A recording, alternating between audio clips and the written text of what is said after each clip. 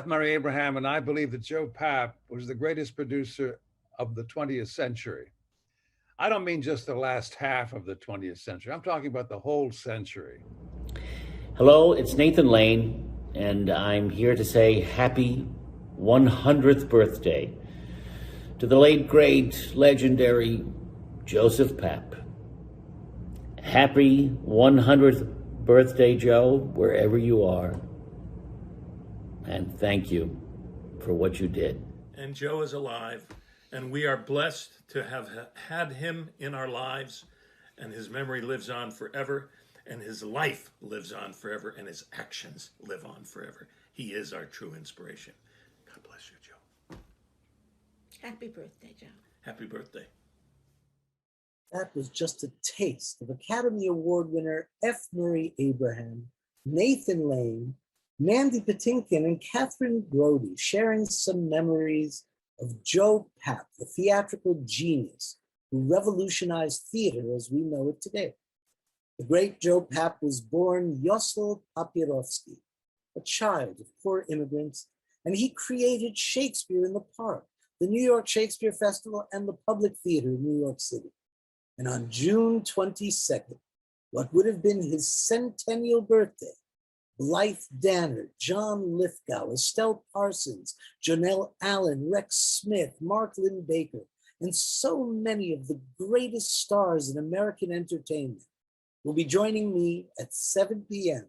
for a virtual benefit gala honoring the great Joseph Papp, followed by an exclusive virtual VIP reception. And you can join us too.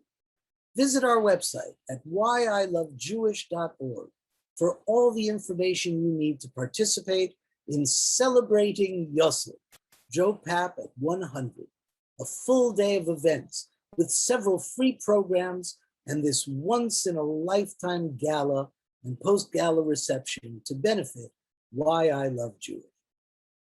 During and after the following broadcast, the first 10 people to donate $100 or more to whyilovejewish.org will receive an autographed paperback copy of Helen Epstein's fascinating biography of Joe Papp.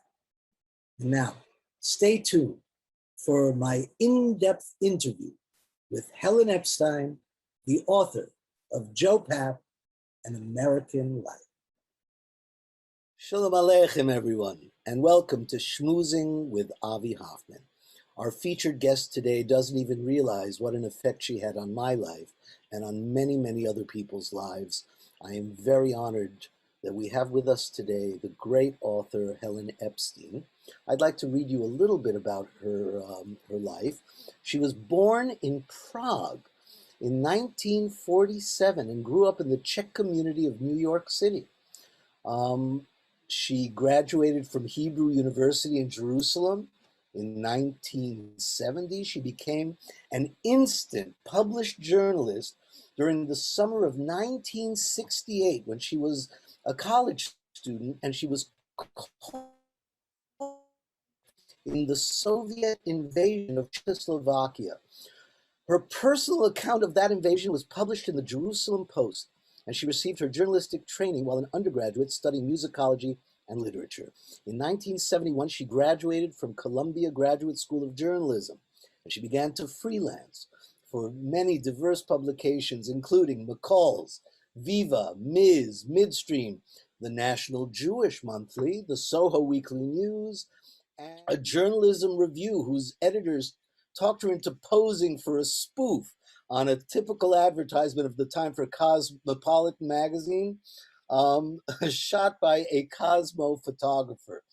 Her first Sunday New York Times Magazine cover story on French horn player Ed Birdwell ran in 1974, and she subsequently spent weeks on site at the Marlborough Music Festival, the Aspen Music Festival, the Tanglewood Music Center, and she interviewed Rudolph Serkin, Leonard Bernstein, Vladimir Horowitz, James Galway, Yo-Yo Ma, and the master violin teacher Dorothy DeLay. Her profiles of these artists appear in the collection Music Talks. Over 4 decades, Helen has continued to pursue her interest in cultural reporting and currently reviews for the New England online arts magazine, The Arts Fuse. Ladies and gentlemen, I am so honored to welcome someone I now consider a friend, Helen Epstein. Please join us. There you are. Hi. What an introduction. Well, thank you. I'm very impressed, and I always have been. And I started by saying you don't really realize how much you influenced my life because Joe Papp was a major part of my life growing up. When I was a young man in my late, mid to late 20s, I met Joe. And we actually became close associates working together under the banner of the Joseph Papp Yiddish Theater. But your book, this biography of Joe Papp and American life, became one of the most important books for me to really understand Joe, to understand his background, to understand his history.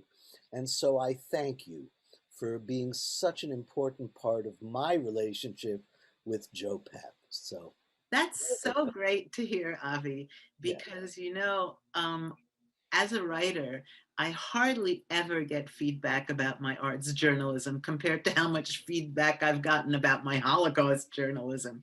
So it's wonderful to hear that that book was so meaningful to you, And as to it was me, to other theater people. oh, I consider this the Bible of Joe Papp's life.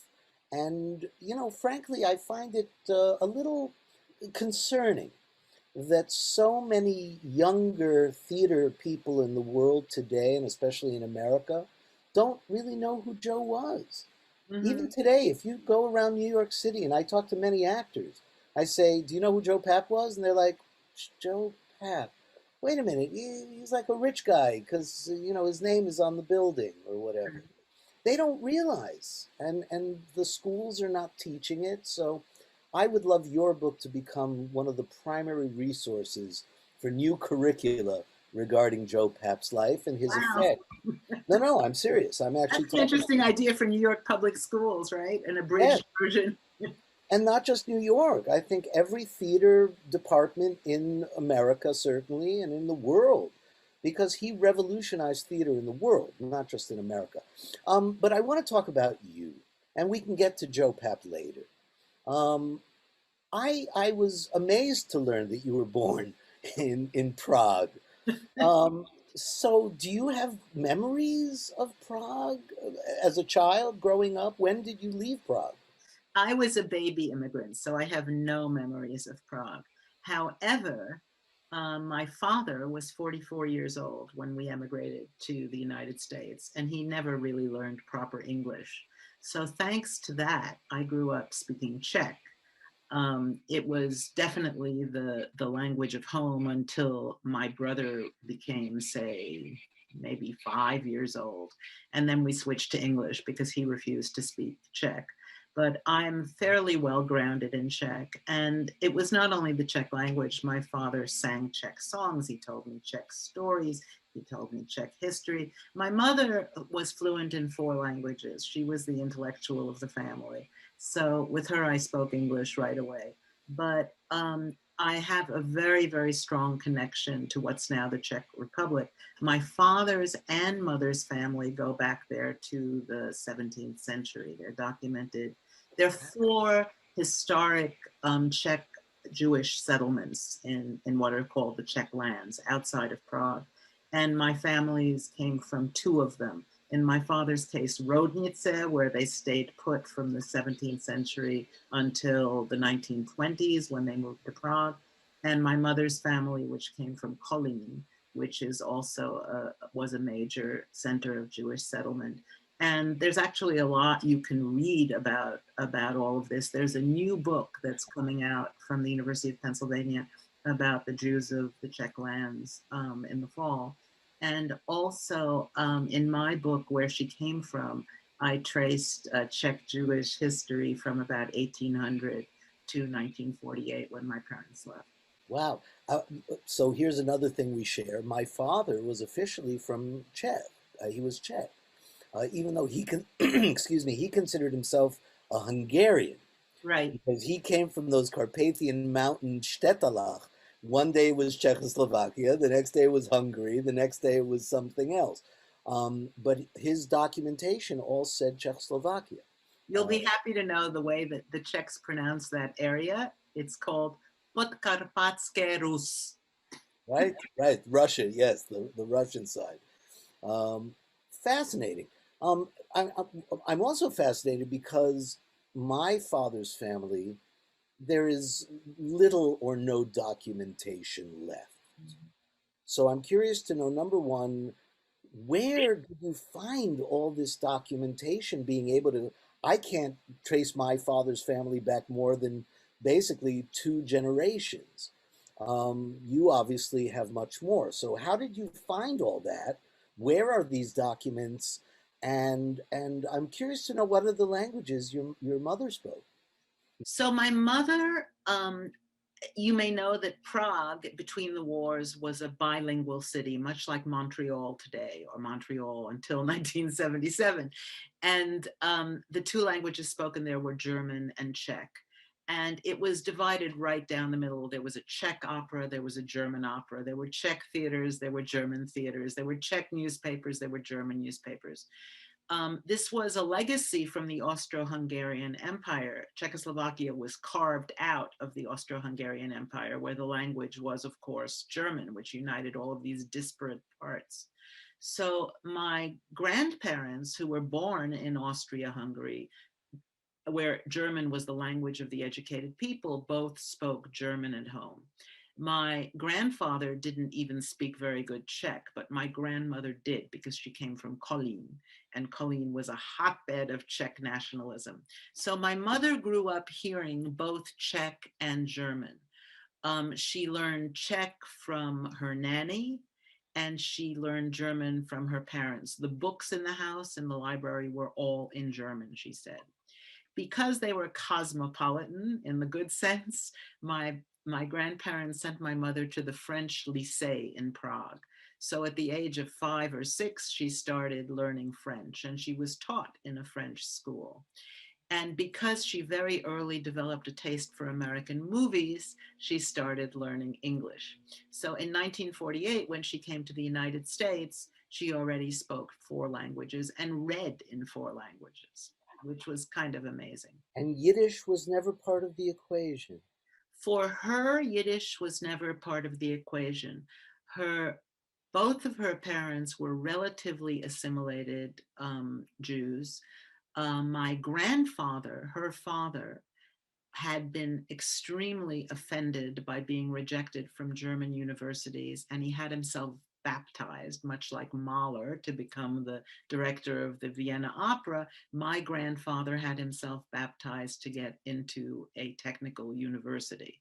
And to spare my mother, to spare, I use air quotes, my mother, the indignities he had experienced, he had her baptized too. So she had this outrageously long name. Her name was, I think, Franziska Paulina Margaret Rabinek. Now, Rabinek, as you may hear, means little rabbi, and my grandfather never changed his name. So here were these 2 baptized Jews whose name was little rabbi. My father's side of the family was very different.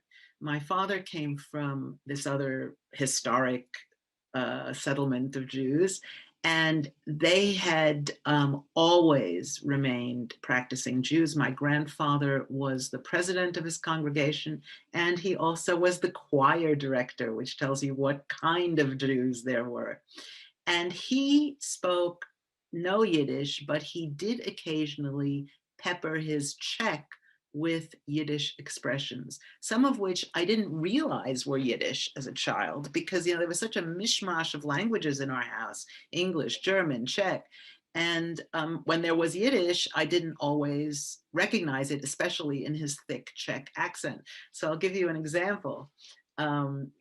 He used to say, if somebody was particularly pompous and had a lot to say about something he didn't know about, he'd say, an Oberchochem from the Manishtana. That's Have right. you heard that? Is that a standard phrase? Oberchuchem from the Manishtana. That's right. Okay. Outside of home, I never heard that. That's right. But this was interspersed with lots of other expressions I never heard that made no sense to me. Like he would say "Nazdar hodiny," which means, as far as I can tell, hello clock. I could never figure that out. I could never find anybody in the Czech Republic to explain it to me. So I was interviewed once by an ethnographer in the Czech Republic who was studying varieties of Yiddish. And he said that my father's family spoke a Western Czech lands variety of Yiddish. But I didn't really get it. I heard more Yiddish on the streets of New York City and on television than I ever heard in my home. So tell me about the records, because again, for me, when I look at someone who can trace their families back several generations, I'm pretty jealous because I can't. All Well, the records would be I'm not great. sure you can't. I think what it does require is a tremendous amount of persistence. And in this case, I think my training as a journalist was very helpful. And of course, the fact that I spoke Czech and that I liked going to Czechoslovakia. I mean, Right. a lot of people don't like going to Russia or going to Poland or at this point, going to Hungary. So I always liked going to Czechoslovakia. I had a deep affinity for it, and my journalistic training had taught me that you're only as good as your sources. So, what I made it my business to do, even before the Velvet Revolution of 1989, was to really quiz my cousin, my mother's cousin in Prague, about her background, her history. And also, we had some family members who had come to America as refugees, and I quizzed them too. I also made my mother write down everything she knew, however wild or vague it was.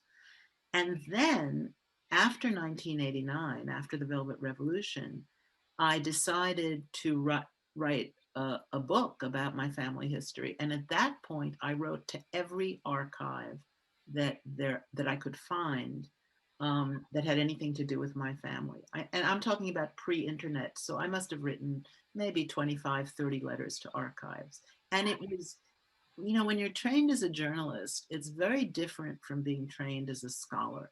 As a journalist, you're encouraged to follow any wild hunch you may have. So I followed every wild hunch I had. And I wrote all over the place, to every possible place. And one day I got a letter from a man I hadn't written to, who was a children's book editor in Prague. His name was Jirka Fiedler. And he wrote to me and he said, "You don't know me, but I know that you've written to so and so and so and so and so and so, and I'd really like to help you. I've made it my hobby for the last 40 years to research Jews in the Czech lands. And when you come to Prague, come see me."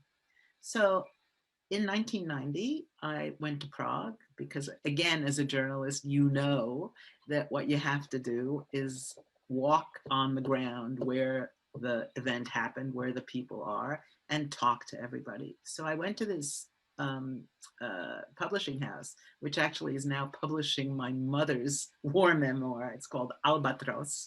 And I met this very, very unusual man. I'm very tall. I was 5'10" then. He was about 5'2", and he stuttered. And he was the most extraordinary man in the world because had no Jewish ancestry whatsoever.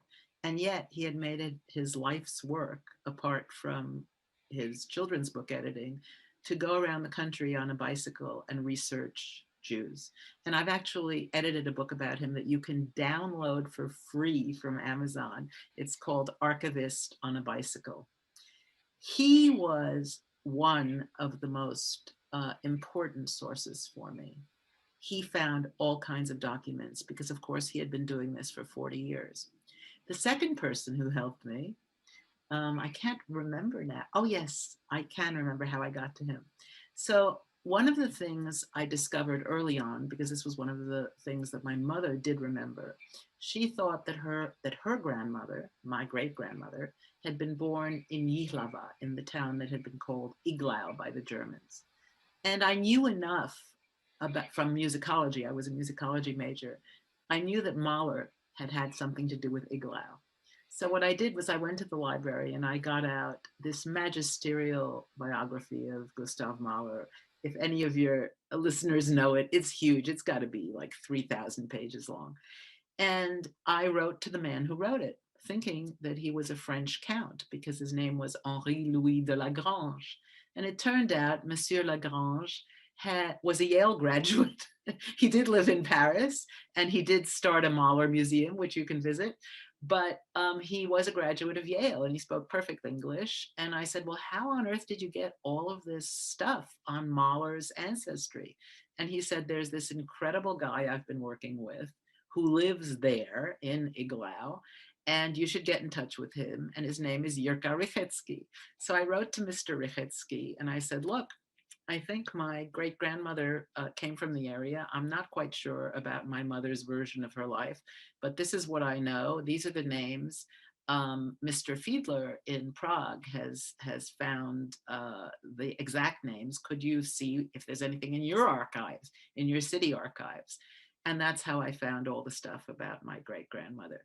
So bottom line, it's sources. I am so fascinated because, again, from my family, my father came literally from a tiny little shtetl. And so all the records were annihilated. And the only record I have are some photographs that were taken in 1923 when some of the original family members who came to America went back to the shtetl to take pictures of their relatives. And my father wasn't even born yet.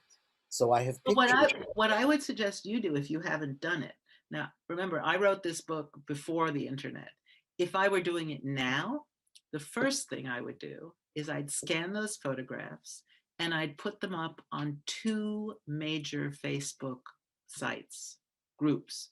One is the Jewish Genealogy Portal, and the other one that's run, I believe, out of New York. And the other one is Life Before the Holocaust, and that's run by the Israel National Library in Jerusalem. Between the two of them, these two sites have, I think, over 100,000 people on them. And what I would do is I would post these pictures. I would say, I'm looking for anyone who has any information about these people and about this town, and see what happens. Because the numbers are so great, because you're dealing with 100,000 people, somebody is likely to answer you. Wow. Well, thank you. Already I've gotten an enormous benefit out of this interview. But I'm curious to know a little bit about your Jewish background. But Jewish means different things to different people, and especially those who grow up in communist countries or were born in communist countries. Jewish is different. So can you tell us a little bit about what did it mean for you to be Jewish when you were growing up? And how did it change when you suddenly grew up and started working in journalism at such a high level at such a young age?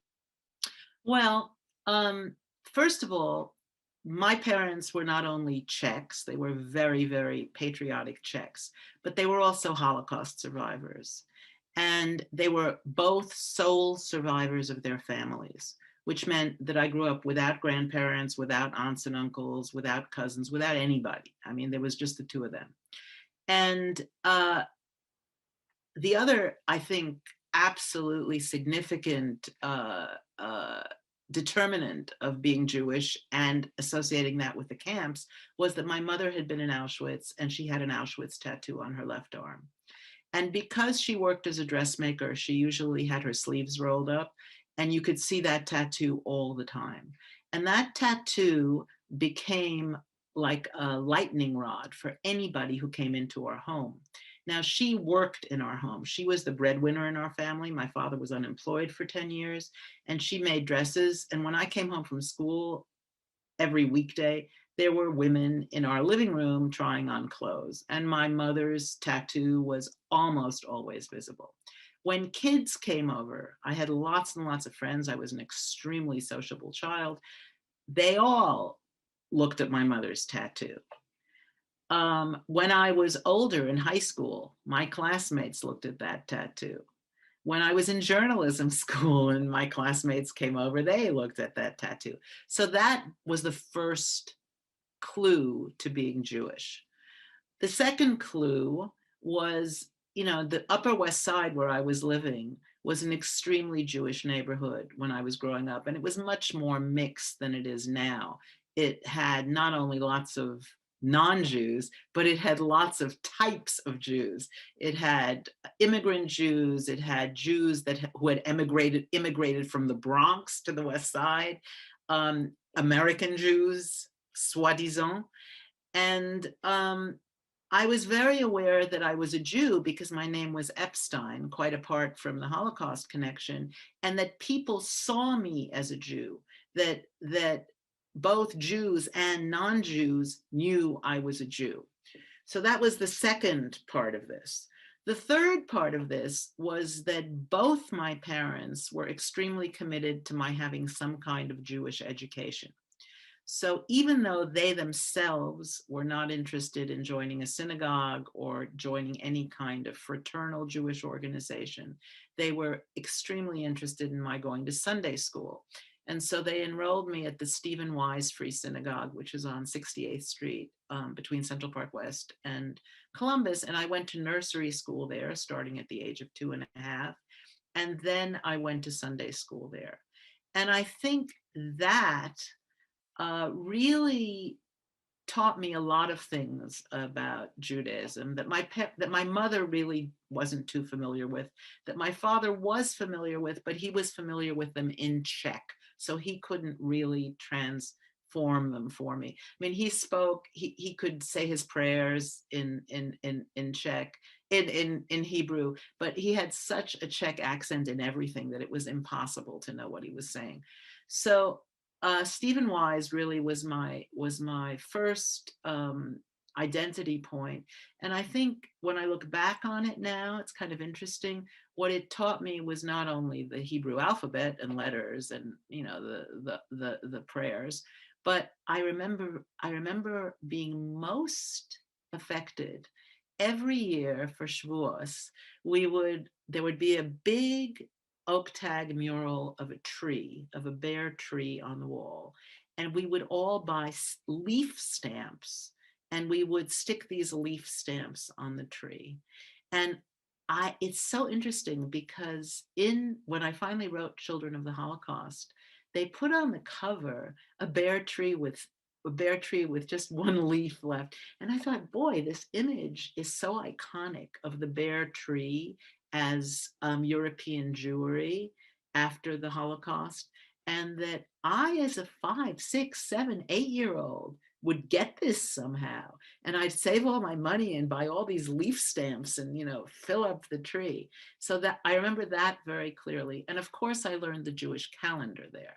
So I learned the holidays and I learned Shabbat. And because I was always very musical, I sang in the choir, which was conducted by Dr. Binder, who I think was quite a well-known composer of liturgical Reform Jewish music at the time. See, it's so fascinating to me because my background as a child of Holocaust survivors as well, my father was in Auschwitz, although he came from the little shtetl, so he got there very late. He never got a tattoo. It was that late in the process. But somehow the Holocaust was always present. We knew what it was, even though my father never talked about it. Mm. The opposite. My father came out of Auschwitz saying, there is no God. I refuse to accept that there is a God, and if there is, I want nothing to do with him. And so we grew up in a very Jewish home, but not from the faith perspective, from the cultural perspective. My parents dedicated themselves to Yiddish language and Yiddish culture that was nearly decimated by Hitler. I went to the Sholem Aleichem Volksschule, number 21, 5 days a week, where we learned literature in Yiddish and poetry, all Yiddish, only Yiddish. We were one of the last Yiddish schools out of thousands. So I'm always fascinated to hear stories like yours, where it's such a different kind of experience. Tell me about how you feel the Holocaust. I know how it affected my life, but I'm curious to hear. You wrote a book, Children of the Holocaust. Can you tell us about the book I, and again, we are so unique in our experience, and it's very hard for people who aren't children of survivors or children of the Holocaust experience to really understand. So, can you tell us more about that particular book and what non children of the Holocaust can glean from it? Right. I just want to pick up on what you said about your father coming out of Auschwitz not believing in God. My father did as well. So the point of sending me in their minds to Stephen Wise was not to make me religious, but simply to teach me about Judaism. And I also want to say I just reviewed a book, a biography of Lucy Davidovich, so I know all about the Shalom Aleichem schools. And I was amazed at how thorough the Yiddish education was. It was really quite something. So anyway, so I talked about the tattoo. That was one touchstone.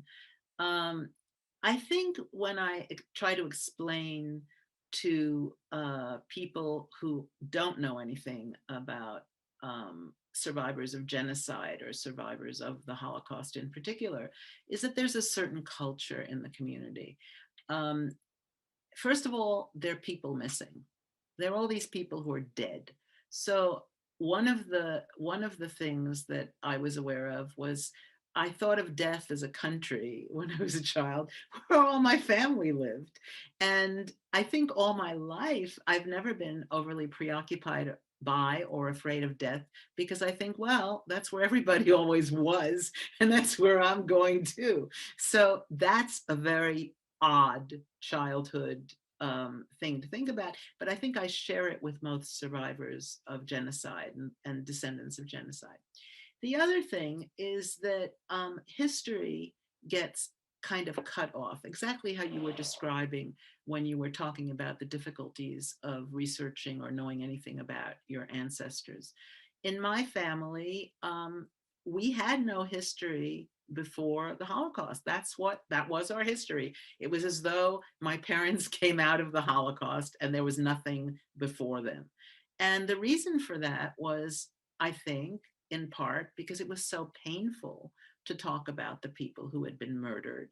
And in my case, all the members of my family had literally been murdered. Either they had been shot into open pits or they had been gassed. No one had died a natural death. So that was very painful for my parents to talk about and to think about. The other thing is that there are many traces of post-traumatic syndrome in all families of genocide survivors, and particularly in Holocaust survivors. I mean, after all, these were people, my parents were people who knew that their parents had been either gassed or shot to death. And when they had to answer my questions, why do I not have grandparents? There are all these grandparents in books, there are grandparents in nursery school, everybody has grandparents. Mostly I was very, very interested in these old wood cabinets of china from grandparents. And whenever I would see these, with plates, old plates and old crystal, I'd ask my friends, well, who used these? And they'd say, oh, my grandparents or my great grandparents. And so I always was aware of not having this. And so I would always be asking my parents about my grandparents, and they answered with differing stories. My father, both because he was so close to his parents and because the language was so difficult for him, and I didn't understand everything he was saying in Czech. I got less from him, but from my mother, I got very, very clear pictures, scenes from the family and also of the war, because my mother was so verbal and because she spoke German and could understand everything that was going on around her. I don't know whether you remember, Primo Levi talks about coming to the camps and not speaking either Yiddish or German and being totally lost. Well, my mother was totally plugged in. I mean, my mother during the war was with a group of Czech Jews who really, really stuck together. And she understood all the German. And she didn't have Yiddish, but most of the Czech Jews that she was with didn't speak Yiddish. They spoke Czech together. Is that what inspired you to write Children of the Holocaust? What inspired me to write Children of the Holocaust was actually going to college in Israel. I had always not felt American. I had never felt American. I was always being pulled to Europe, not particularly to Israel, but to Europe. Although, that tree with the stamps had awakened an interest in Israel in me also. But you could not say that I was a Zionist. I just liked this idea of Israel. So when it was time to go to university, I decided I really wanted to go to school in Israel because because I couldn't afford to go to school in Europe, and I could have gone to the Sorbonne too. It would have made me happy. But at any rate, I wound up going on the American Friends Scholarship to Israel. And when I got to Jerusalem, I noticed very quickly, and this is before I was a journalist, but I was a very observant person. I noticed that I did not socialize with the American Jews in Jerusalem. I socialized with this group of people that didn't have a name, that came from all over the world. So one of my friends was a Brazilian guy who spoke Hungarian. One of my friends was a Belgian guy who spoke Polish and Yiddish. Two of my friends were French women who were clearly from Russian and Polish parents. And in the course of just hanging out, after class, I began to realize that all these people were alike. And they were like me, actually. And none of them had grandparents. None of them had families. Their families had all been uprooted. They all talked about what their parents had done during the war. They kept saying, "Après milchama," after the war, or "après la guerre." And it was just repeated so much that I started thinking I should write a book called "We Who Came After the Wars." That's how I thought of this group. And then I came, and also because of the Soviet invasion in '68, which was the first year I was in Jerusalem, I came back to Jerusalem to pick up my money for the article I wrote for the Jerusalem Post. And they said, "Would you be our university correspondent?" And I said, "Sure, I'd love to do that."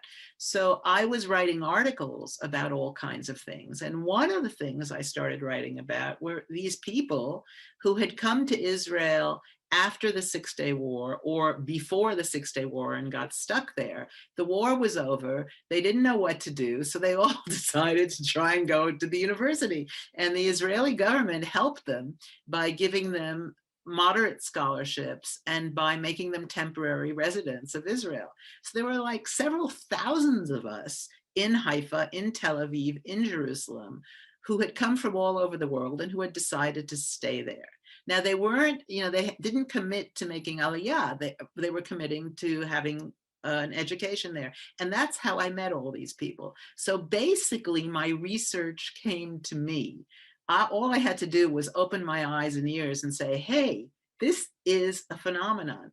And so when I came back to the United States, I started writing for a few Jewish magazines about this. I wrote for Midstream and I wrote for the National Jewish Monthly. And the editor of the National Jewish Monthly at the time was a guy named Charlie Fenevesi, who was a Hungarian child survivor. So he, of course, knew all about this, although it still didn't have a name. And he said, "Oh, why don't you write a couple of pieces about this?" And so I did, without really knowing what I was doing. I profiled one guy who was a child survivor artist named Joshua Neustein. And then I think I wrote this article called "A Group Without a Sign," or a name, and that's how I started writing about it. And meanwhile, I started doing arts reporting for the New York Times. And after doing the arts reporting, I had built up enough credibility so that I could go to them and say, "Hey, I'd like to do a piece for you about children of Holocaust survivors." And they were a little bit dubious at the beginning, but then there was an Israeli psychiatrist on sabbatical at Stanford University, and Time magazine wrote a little thing about him. So that convinced the Times that I was legit. And so they assigned me to do this story. And I did this story. It was for the New York Times Sunday magazine. I started in 1976, and I started my research in Toronto because there was a former Miss North Carolina who was a daughter of survivors who had married a guy in Toronto, and the Times likes this kind of thing. It was a very colorful story. She had played a Polonaise by Chopin that had been played on the Polish radio when Hitler invaded Poland, because she was the same age that her mother had been when her mother was deported, and now here she was in Atlantic City, um, being a contestant for Miss America. So she now lived in Toronto. So I went off to Toronto in November of 1976 to interview her. And I uncovered an entire community of children of Holocaust survivors in Toronto, mostly of Hungarian extraction, but some Polish, some Czech. And that article finally was published in June of 1977. And that was just amazing. I don't know whether you read it or your mother read it, but it was the cover story of the New York Times Magazine, and 2 million people read it. And so I immediately started getting all of this mail. And once again, my research came to me. So all I had to do was read it and figure out what the themes were. And also, because it was the Times and it was the cover, somebody offered me a book contract. Tell me a little bit about, after that book, some of the other books that you wrote, and especially let's talk a little bit about Joe Papp while we have time. Because Okay. I find that particular book, as I said earlier, is so important to me personally. And so you became a star. I mean, literally, I mean, in a way, you became a star after that amazing New York Times magazine article, right? I suppose so. I spent the next after 77. I spent the next 2 years working on the book that became Children of the Holocaust, which really just took off like crazy. It was translated into, I think, 6 or 7 languages. It had a huge impact on consciousness of intergenerational history, intergenerational trauma. I was invited to speak at the Armenian Archdiocese. It was a very, very big deal. And after that, unfortunately, both my parents died very young. My father died in 1975 when he was only 71. And my mother died in 1989 when she was only 69. I'm older than both my parents were when they died. And so I decided that it was really time to write some history. And because communism was collapsing all over Europe, it was possible to go there. I mean, that was huge in 1989, the Velvet Revolution. So my second big book was Where She Came From, which is a combination women's history, Jewish history, family history, and it's quite detailed. I really decided to, I spent 7 years researching that book. And I went back and forth from first Czechoslovakia and then what became the Czech Republic when Slovakia and Czechia divorced. And I have built up lots and lots of really good connections there, which I enjoy. Every time I write a book, one of my priorities is to get it translated into Czech. And Joe Papp wasn't translated into Czech, but there was a Czech connection there because, of course, he brought Václav Havel over to New York and he produced one of Havel's plays. So Where She Came From is a big part of my life, and I continue to do work in the Czech Republic. Right now, I'm organizing a photographic exhibit of my father's life. I haven't told you, my father represented Czechoslovakia in 2 Olympic Games. One of those games were the Berlin Olympics of 1936. So Wow. I've written a little book about that. And I'm now organizing this exhibit in his hometown of Rodnice. But let's get to Joe Papp. You want to get to Joe Papp. So But even before that, there were there several books before the biography of Joe? Oh, let's see. Joe was 91. So I think before that, we collected my profiles of musicians, of those musicians you were talking about at the very beginning of our conversation. Which is extraordinary. We could do a whole hour just on The that. musicians are kind of amazing. So one of the things you asked about, sort of touchstones of Jewish identity. Chamber music was actually one of my touchstones of Jewish identity, because so many chamber musicians in New York City of the 1950s were Jewish, and were Jewish refugees from the war, either right before or right after. And that and my mother's really deep interest in music really set me on my course around music. So when I started freelancing for the New York Times, the first thing I did was I wrote about classical musicians for the Sunday New York Times. And that was just heaven, because by that time I had gotten a job. I was a journalism professor, so I had a steady income. So I could spend as much time as I wanted doing these articles.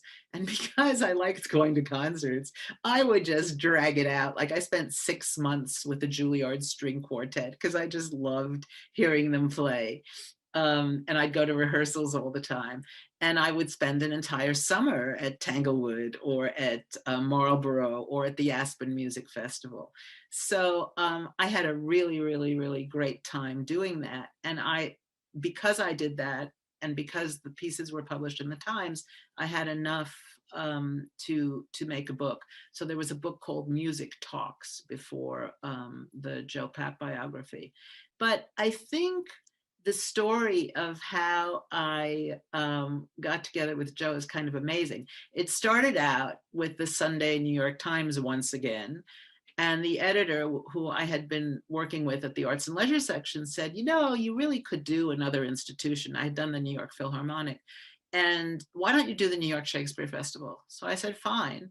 And I thought, oh, great. I'm going to spend another 6 months going to the theater now, which I did. And it was a great year. It was 1976, 77. So it was a chorus line. It was Entasake Shange's Colored Girls. It was Saraban's staging of A Cherry Orchard with Meryl Streep and Raul Julia, and what's her name, who played Irene Worth.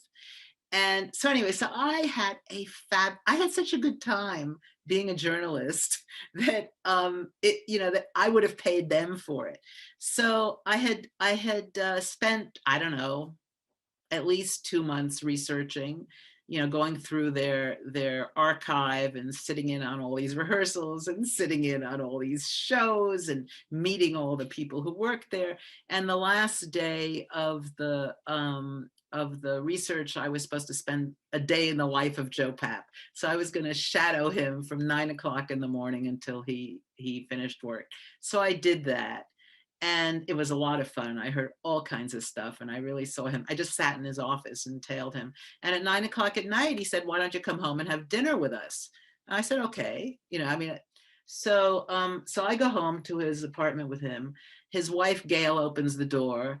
I look into the living room, and there are candles on the table and flowers, and it was their first wedding anniversary. And I was just so embarrassed. I thought, get me out of here. And they both said, no, no, no, you must come celebrate with us. And that's how I met Joe Papp. Now, how did we come to write a book?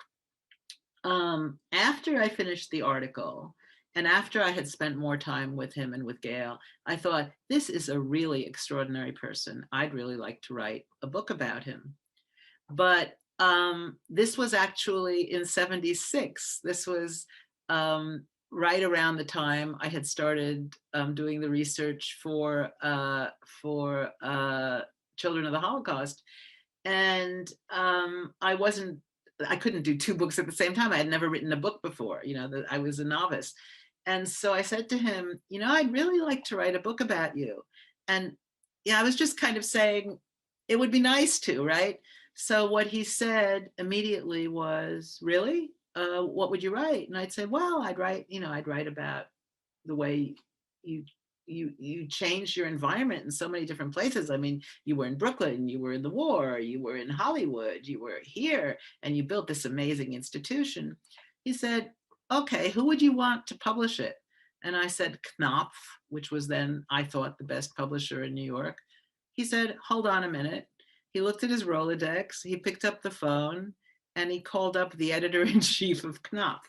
Now, the editor-in-chief of Knopf turned out to have been married to Maria Tucci, who had been an usher at the Shakespeare Festival before becoming an actress. And so he called up Bob Gottlieb, who's the editor of Knopf then, and he said, I've got this girl here in my office who wants to write a biography of me. Would you like to talk to her? So what was he going to say? Of course he said yes. And so I went to see this editor-in-chief of Knopf, which was like, oh my God. And he said, this is a great idea. Do you think you can do it? I said, well, yeah, I mean, I'm a journalist. I've been working as a journalist for 5 years or 6 years, right? And he said, well, okay, but I'll need a letter from him saying that he's committed to doing this. And at that point, Joe backed out. And I didn't do the biography until after he had died. But we started talking about it in 1976. Wow. It's amazing because my relationship with Joe also started through journalism. My mother was a journalist for the Forward newspaper in Yiddish. She was writing weekly articles in Yiddish, and she would go to the theater and interview all these amazing people, and she interviewed Joe. And this was right around the time, and I'd like you to expand on this a little bit, where Joe was really embracing his Jewishness after so many years of kind of not denying, but avoiding the subject. Well, he was passing. He was actively passing. Right. He when he filled out his, I think I told you, or when I wrote the book, I discovered that he had been Jewish until the age of 17, 18. And then during the Depression, when he started filling out work applications, job applications, he noticed that Jews didn't get hired and Protestants did. And he and his brother, Phil, both filled out these job applications saying that they were Protestant, and then they got jobs. So I think he was actively passing from the late 1930s through the war. I don't think he had a dog tag as a soldier that said H for Hebrew. I think he left it blank, or who knows what he did. I never found out about that. And then later, when he went to Hollywood after the war on the GI Bill, he also didn't say he was Jewish. In fact, he pretended he didn't understand Yiddish. He understood fluent Yiddish. Whether he spoke fluent Yiddish, I don't know, but he understood it certainly. And he made a show of asking people who spoke Yiddish to translate for him, which, was just silly. But of course, no one knew it. And he only came out after he produced The Merchant of Venice at the Shakespeare Festival. It was the opening production in Central Park. And he came out because it was boycotted by the New York Board of Rabbis. And he came out very dramatically and said, I, Joe Papp, am a Jew, and I say it's fine. And from that time on, he really began to embrace his Judaism. And of course, being in New York City, it's a great place to embrace your Judaism. I believe he once went to see the Lubavitcher Rebbe when he was still alive. I don't remember the story at this moment, but I know that he was quite comfortable eventually. When my mother met him and interviewed him, he was just beginning to really embrace the Jewishness, and he fell in love with the Yiddish that my mother was bringing to the table. And she was a Yiddish professor at Columbia University, and that really opened up the last few years of his life into the world, not only of his Jewishness, but his Yiddish side. Right. And that was exciting for me, certainly, because then I was working with him on these Yiddish plays and revolutionizing the Yiddish theater with a piece that my mother wrote called Songs of Paradise. So tell me a little bit more about the process of writing the Joe Papp book. Oh my goodness. Well, you have to realize that this was after his death. And his death was such a shock to so many people, including, of course, to his wife. But it was a shock to so many people because he had kept his cancer a secret. He had cancer, and he had had it for a while. And my husband and I were very, very closely involved with them because Joe wanted to keep up appearances for as long as possible. It wasn't only a personal decision, he was very much concerned with, as he always was, with the situation at the Public Theater and at the New York Shakespeare Festival. And he thought that if word got out that he had cancer, he would lose funding. He had always been fighting for funding from the time he established the festival, and that was a big worry for him. And he thought that if he went to Sloan Kettering to get treatment, sooner or later he'd run into somebody he knew and it would make the papers, and he didn't want to be treated in New York. So my husband and I found him a doctor in Boston where we live. You know, we have our Sloan Kettering here is called Dana-Farber. It's the Dana-Farber Institute, Cancer Institute. And so we got him a doctor at Dana-Farber, and Joe would come up here and we'd work on the book when he'd come up here. It was just amazing. And because I forgot to tell you the intermediate thing of the intermediate iteration of this. The first one was when we were going to write a book proposal in 1976. Then he decided again at some point, I guess, I can't remember the dates, but he decided that we would do it and I would ghostwrite his autobiography. And at that point, I had interviewed him at length about his communism and about his testifying before the House Un-American Activities Committee. So I had a chapter of it totally done. And then he changed his mind again and said, nah, I don't want to write a book. So I had two tries at this. So this was after he died. I had all this material already. And then we had the whole archive at the Public Theater. And of course, Gail, his wife, had worked in the play development department all this time. And she had kept incredible notes. And she asked me to write the biography after his death. And I could only say yes. I mean, I had all of this stuff. And I also felt very identified with Joe Papp. He was very much affected by the Holocaust. He had several members of his family who had died in the Holocaust. He had gone to public schools like me. He had wanted to be a journalist. That was his first great love, and he very, very much admired journalists, and he was always asking me about journalism. And I just thought it was a great story. It was a great Jewish story. It was a great cultural story. It was a great New York story. And I had the perfect collaborator. I had Gail, who could supply me with whatever I wanted. So I said, okay, let's do this. And we worked very closely together for 2 years. And basically every time I had a question, I would just ask Gail.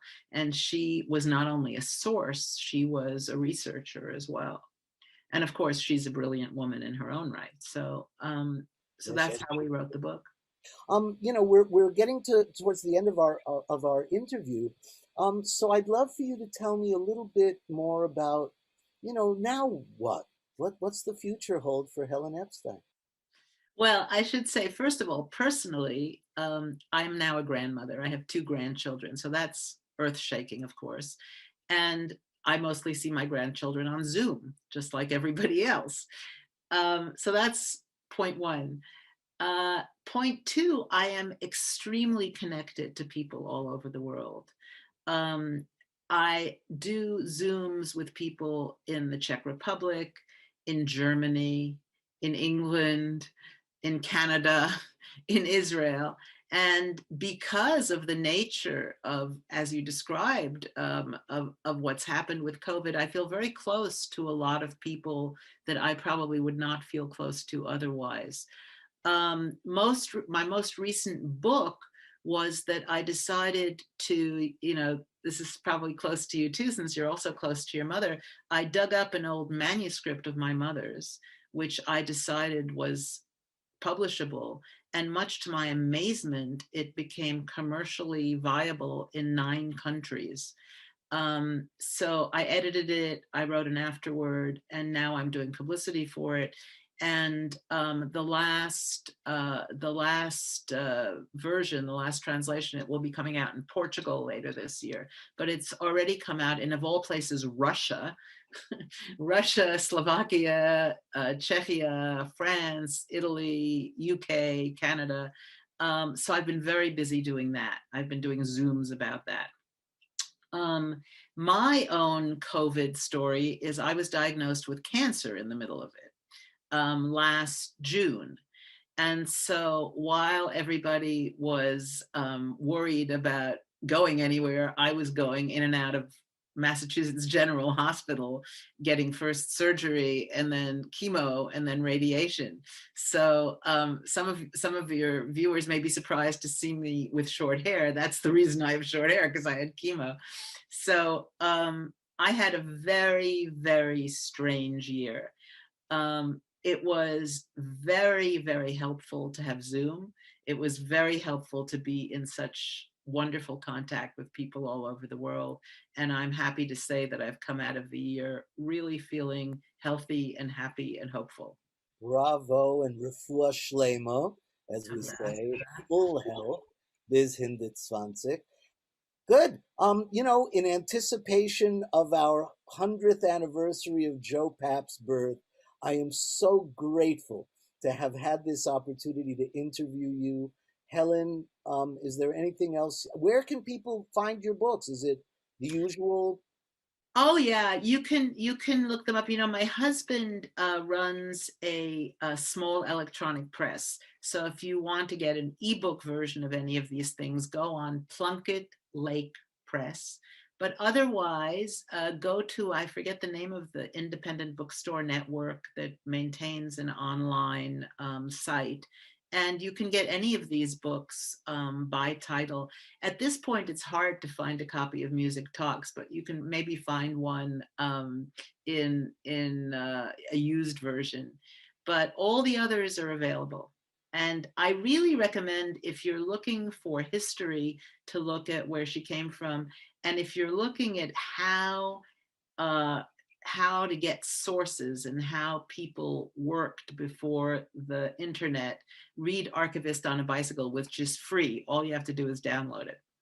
Thank you, Helen Epstein, forgive me again, so much for this interview. I so appreciate your time, and I even more appreciate the amazing work that you have done and given to the world.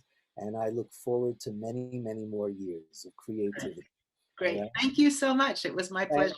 Thank you so very much. So, ladies and gentlemen, I thank you all for joining me, and stay tuned for more amazing programming from whyilovejewish.org. Go to our website, support our work, and I will see you soon with another edition of Shmoozing with Avi.